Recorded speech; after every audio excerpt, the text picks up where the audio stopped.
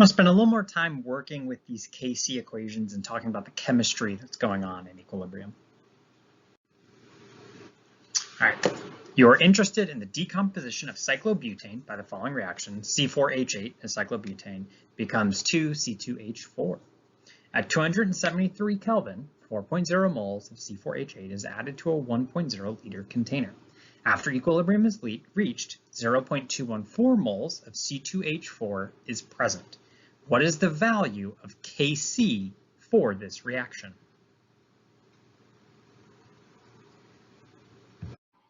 So you're interested in the decomposition of cyclobutane by the following reaction. C4H8 becomes 2C2H4. At 273 Kelvin, 4 moles of C4H8 is added to 1.0 liter container. After equilibrium is reached, 0.214 moles of C2H4 is present. What is the value of Kc for this reaction? All right, so we want to know what are we after in this problem? We are after what is the value of Kc. So that means I want an actual number, right? So I want a number to come out of this, the actual value of it. And so if I want to get the number for Kc, the question would be, well, what's my equation for Kc? How can I relate that? And we know that the equation for Kc is based around whatever the reaction equation is, the chemical equation we have up here. So I can go ahead and write that out. I know in this case, Kc, we know it's always going to be that ratio product at the top, so C2H4, and that's the 2, and those are both gases, so they both show up, and over that is C4H8. Okay, so we've got our equation, and we just need to plug in values for these two things. So again, this is the equilibrium constant, so we're going to want the concentrations of both of my gases at equilibrium. And so we can see we have amounts. So we can see, we want concentrations. This isn't a liter container, so moles divided by liters would give me my molarity. And we can see we're given that after equilibrium is reached, I have 0.214 moles of C2H4.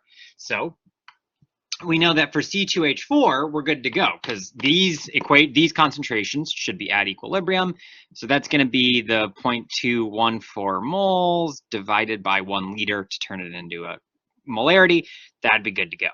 If I look at C4H8, I am given an amount of moles, right? I have these 4.0 moles, and that is added to the container, but then equilibrium is reached. So this 4 moles cannot get plugged into here. I don't just have 4 moles right away or at equilibrium. It's 4 moles initially that undergoes some reaction, undergoes some changes.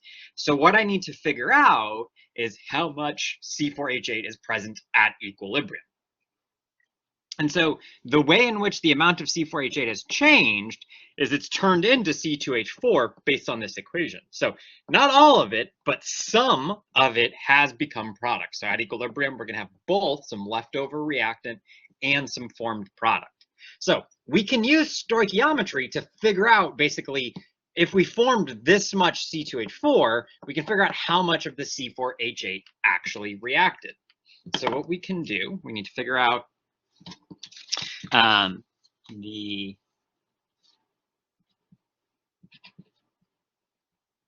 amount of C4H8 that reacted. And we can use just our stoichiometry relationships. We know that we formed 0.214 moles of the product, so that had to come from reactant. So I have 0.214 moles of C2H4. And we know that based on the reaction coefficients, 2 moles of C2H4 comes from 1 mole of C4H8. So if I do that out, that tells me that 0.107 moles of C4H8 reacted. So I added 4 moles initially, then some amount reacted and became C2H4, and that amount was exactly 0.107. So we can't use stoichiometry and say 4 became 8 or 10, but we can figure out the actual relationship is still based around these stoichiometric coefficients. So this is a number, this is the amount that reacted, but we want the amount at equilibrium. So the amount at equilibrium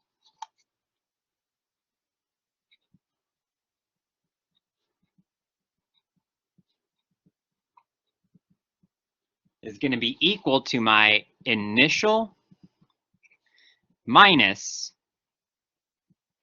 the reacted. And so the initial, that's those 4.0 moles of C4H8 minus the 0.107 moles of C4H8 that reacted. So that tells me that at equilibrium, I'm going to have 3.893 moles of C4H8. So I put 4 moles into the box. Some of them reacted, leaving some amount left over.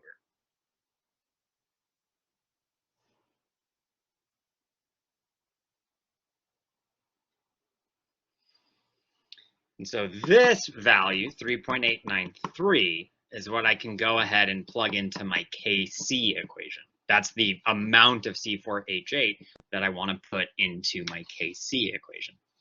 So I can go ahead and do that, rewrite. I know that KC for this reaction is the concentration of C2H4 squared divided by the concentration of C4H8.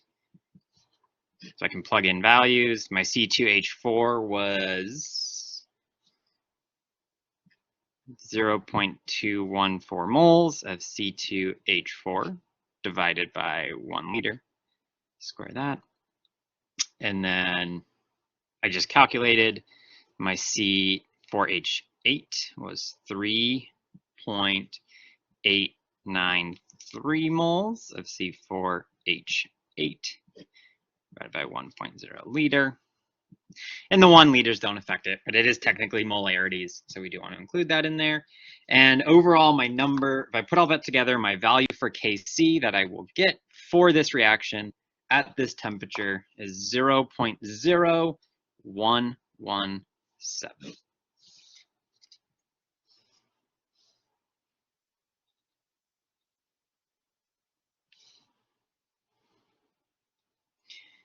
And so we can fully describe what's going on. We know where we started, the initial kind of mixture. We know we can kind of probe equilibrium, and we can kind of relate all of these different values via this equilibrium constant equation.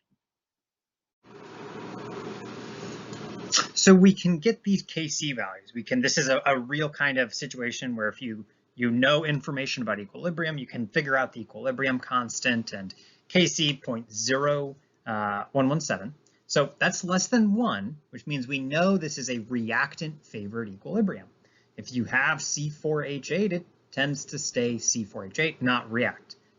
But it does to some extent, right? It is reactant favored, but some product does still form. Okay, so this is a case where we're going to need to use this sort of equilibrium description if we want to know what's going on.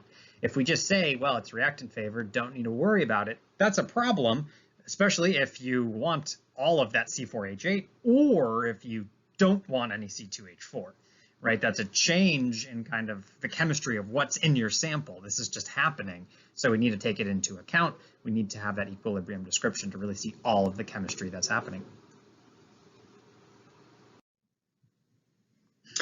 We want to spend a little bit of time talking about this reaction in the context of some kind of how we've discussed or thought about reactions in chemistry happening previously. So C4H8 becomes 2C2H4. So, we could imagine you have 4 moles of C4H8. How much C2H4 can you make, right? We put it in a box, we put it in a reaction vessel, it's going to react. How much can you make? And this is where we would use stoichiometry, right? We can use the reaction coefficients and we can do these calculations, and you can make a maximum of 8 moles of C2H4, right? That is what you could do if all of your molecules reacted. We could also imagine we've looked at things that are more static. C4H8 is a gas. We could treat it as an ideal gas. So suppose you had 4 moles of C4H8 to a 1.0 liter container. What's the pressure, right? And we could use the ideal gas law, PV equals nRT. So we've looked and described chemical systems before and just kind of said, written down kind of by the power of the pen, either like the chemistry happens or the chemistry doesn't, no chemistry happens, right? And we've just kind of said, made these kind of declarations just by saying these things happen, making assumptions. But the chemistry just happens how it's gonna actually happen in real life. And so Kc is some value, 0.0117 in this case. And so in reality, some ethylene molecules form. Not a ton of ethylene molecules, you're not getting the full conversion. You can only use this sort of pure stoichiometry, just multiply it by the reaction coefficients if Kc is really big. Generally greater than 1,000, a lot of times more like millions, billions. 0.01, not big enough. This is, again, a reactant-favored equilibrium. The reactant mostly stays unchanged. It's mostly just the original cyclobutane molecules floating around in your box still. But you can't just use, say, the ideal gas law, assuming you only have C4H8. These molecules do some chemistry. And so when you make these sort of assumptions of, we put C4H8 in a box, it's going to stay C4H8. That's only if K is small. And this isn't huge at 0.01, but it needs to be like 0.0001. Okay, so in these sorts of ideas of equilibrium is kind of how chemistry really happens. These reactions just kind of happen. There is some sort of mix, and we need to treat them in a realistic way. Everything we've talked about before has been idealized. And a lot of chemistry does happen in that way. A lot of things, you can use, there's a lot of reactions that we care about that have really big Ks. And there's plenty of molecules that are very unreactive that have really small Ks where this works just fine. But we want to be mindful of when we have situations where Kc isn't quite so clean, the behavior of our molecules is a little bit dirtier, a little bit messier, and we do have to worry about this equilibrium description. One more video left in the set. Looking for questions on participation 213. One more video. I'll see you there.